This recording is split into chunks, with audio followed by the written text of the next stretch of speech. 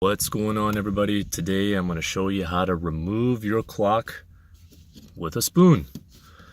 So as you can see, this clock is in perfect functioning order, has no chips or cracks in the bezel, and for demonstration purposes we're not going to bother with the plug today.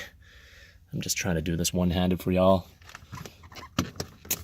Slide the clock back into place.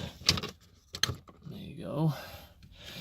So what you're going to do is just take your normal teaspoon and you're just going to wiggle it in here, in this area right here, and slowly lift and pull at the same time while moving the spoon up into this area.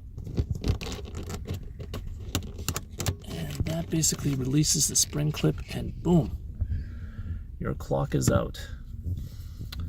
Now you want to use a spoon mainly because there's a larger surface area and it's also usually nicely rounded from being worn out.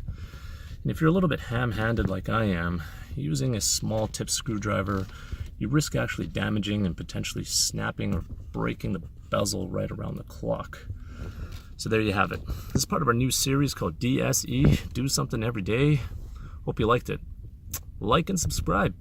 Welcome to the channel. Thumbs up.